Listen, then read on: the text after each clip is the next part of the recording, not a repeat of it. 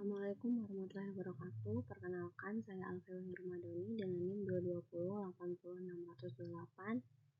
Prodi Farmasi semester 5 kelas A akan mereview jurnal dengan judul Peran Terapi Hormonal pada Kanker Payudara yang ditulis oleh Daan Kambri dan dipublikasikan pada majalah Kedokteran Andalas dengan volume 38 dan dipublikasikan pada 1 Agustus 2015. Dalam jurnal ini, untuk pendahuluannya membahas mengenai kanker payudara itu sendiri, yang mana merupakan hormon reseptor positif yang mewakili sebagian besar kanker payudara di dunia. Yang mana di sini sekitar 60% sampai 75% dari wanita dengan kanker payudara dan reseptor estrogen positif atau ER+, dan 65% dari kanker ini juga memiliki reseptor progesteron positif. Update saat ini pada penelitian ini, yakni dalam menanggapi data dari penelitian acak secara multinasional yang ditujukan untuk durasi terapi hormonal. Dalam hal ini termasuk 2 penelitian acak, 1 diterbitkan dan yang lainnya dipresentasikan pada pertemuan ASCO 2013 untuk jangka waktu penggunaan tamoxifen. Standar durasi penggunaan monoterapi tamoxifen selama 5 tahun, karena penelitian sebelumnya terapi tamoxifen yang diperpanjang tidak menunjukkan manfaat klinis untuk pengobatan lebih dari 5 tahun.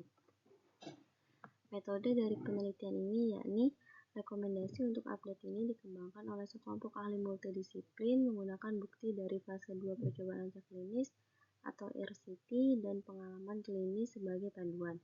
Clinical Practice Guideline Update disetujui oleh ASCO Clinical Practice Guideline Committee. Tinjauan sistematik di Medline dilakukan dari Januari 2009 hingga Maret 2013 dan untuk memenuhi abstrak sampai Juni 2013. Artikel yang dipilih untuk dimasukkan dalam tinjauan sistematis yakni artikel jurnal yang diterbitkan dari literatur medis, tahap 3 RCT, abstrak rapat, ulasan sistematis dengan atau tanpa meta-analisis, dan populasi penelitiannya yakni wanita. Untuk hasil dari penelitian ini yakni setiap studi ini mengembangkan 5 tahun penggunaan tamoxifen terhadap jangka waktu yang lebih lama, baik tanpa batas atau untuk total dalam 10 tahun. Data dari 2 studi merupakan hasil yang tersedia baru-baru ini. Periode percobaannya diidentifikasi antara tahun 1982 sampai 2005, periode 23 tahun, dan tanggal publikasi antara tahun 1996-2013 untuk periode 17 tahun. Hasil utama untuk semua percobaan adalah keberhasilan terapi didefinisikan sebagai overall survival, recurrence-free survival, waktu kekambuhan atau CRR, rasio tingkat kejadian IRR, dan tingkat tahunan rata-rata kekambuhan. Untuk rekomendasi yang dapat disarankan dari penelitian ini yakni harus adanya pertanyaan klinis seperti perawatan hormonal adjuvan manakah yang harus ditawarkan untuk wanita dengan hormon reseptor positif kanker payudara pra atau premenopause. Apakah durasinya tepat? Rekomendasi pertamanya seperti wanita didiagnosis dengan kanker payudara reseptor hormon positif yang pra atau premenopause harus ditawarkan terapi hormonal adjuvan dengan rekomendasi 1A, tamoxifen untuk durasi awal 5 tahun, 1B setelah 5 tahun wanita tersebut harus menerima terapi tambahan berdasarkan status menopause-nya.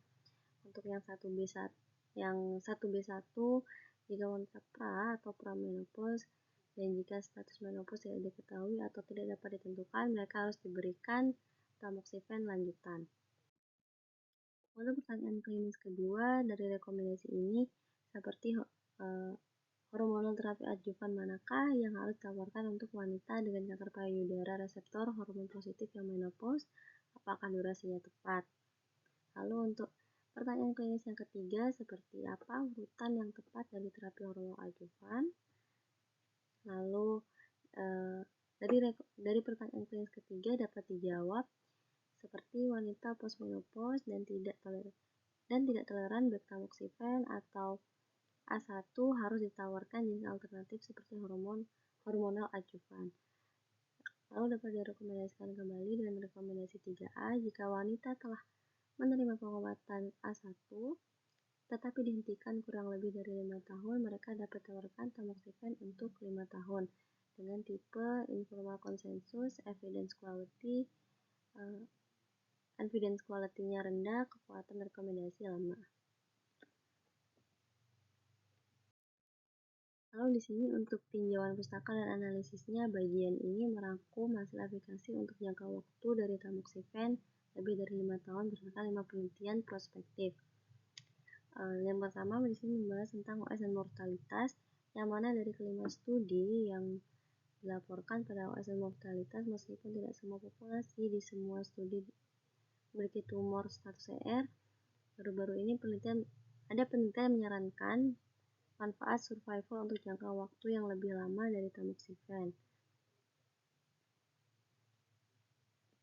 Lalu yang kedua ada DFS dan RFS, yang mana kelima studi yang membahas tentang DFS dan RFS ini melaporkan adanya rekurensi menggunakan langkah-langkah termasuk DFS, rekurensi atau relapse free survival, dan waktu rekurensi. Dan dalam percobaan Atlas dan ATTOM, terapi tamoxifen diperpanjang menurunkan resiko kekambuhan kanker payudara. Lalu untuk resiko kekambuhan per tahunnya, dalam sidang Atlas, resiko tingkat kekambuhan atau RR secara signifikan lebih rendah dengan jangka waktu yang lebih lama, di 21,4% selama 10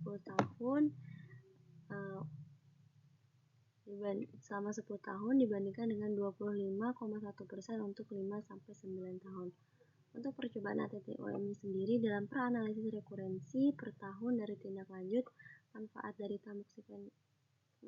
tamoxifen tambahan yakni adalah signifikan secara statistik pada tahun 7-9 tahun hingga tahun 10-14, sedangkan untuk periode waktu yang lebih pendek atau lebih, perbedaan tersebut tidak signifikan. Untuk selanjutnya di sini ada studi yang melaporkan kejadian mengenai kanker payudara kontralateral, yang mana di sini salah satu dari studi menunjukkan bahwa resiko sebesar 12% lebih rendah. Satu dari studi menunjukkan bahwa resiko sebesar 20% lebih rendah dengan tamoxifen. Analisis dari semua pasien terlepas dari status IR, sedangkan studi dari Skotlandia sendiri menunjukkan bahwa adanya perbedaan yang tidak signifikan secara statistik pada tingkat kanker payudara kontralateral antara populasi pasien. Untuk efek samping sendiri, dari kelima studi telah melaporkan bahwa efek samping dapat dijelaskan dengan durasi terapi yang mana diperpanjang dengan tamoxifen, yang semuanya telah diidentifikasi pada laporan kanker endometrium sebelumnya. Kanker endometrial sendiri secara signifikan lebih sering terjadi pada wanita yang menerima terapi diperpanjang dengan tamoxifen dibandingkan mereka yang tidak menerima terapi yang diperpanjang dengan tamoxifen. Untuk kualitas hidup sendiri, tidak ada studi atau penelitian yang melaporkan mengenai hasil kualitas hidup, namun jika dilihat dari pengalaman klinis menunjukkan bahwa terapi hormonal adjuvan dikaitkan dengan kualitas hidup yang cukup tinggi bagi sebagian besar pasien. Lalu untuk analisis status menopausal sendiri, tamoxifen di sini aktif tanpa memperhatikan status dan merupakan satu-satunya agen yang direkomendasikan untuk wanita yang pra atau premenopausal. Dari studi yang menjelaskan, 3 studi yang disajikan analisis antara subset pasien didefinisikan oleh status menopause awal.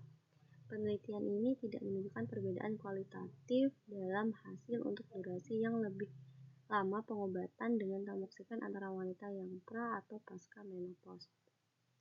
Lalu selanjutnya di sini kesimpulannya dapat saya simpulkan bahwa hasil utama untuk semua percobaan hasil utama untuk penelitian ini yakni adanya overall survival, lalu reproductive free survival, waktu kekambuhan, rasio tingkat kejadian, dan tingkat tahunan rata-rata kekambuhan, serta bagaimana penelitian ini membahas mengenai pasien kanker payudara yang harus tetap survive akan hidupnya. Untuk kekurangan dari penelitian ini yakni mungkin karena penelitian ini diupload oleh sebuah majalah. Jadi artikel ini kekurangannya tidak memiliki abstrak dan juga kesimpulan. Untuk kelebihannya,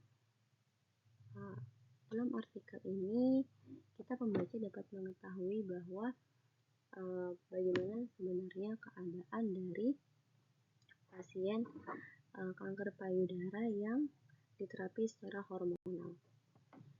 Mungkin itu saja review jurnal yang dapat saya sampaikan. Kurang lebihnya mohon maaf. Wassalamualaikum warahmatullahi wabarakatuh.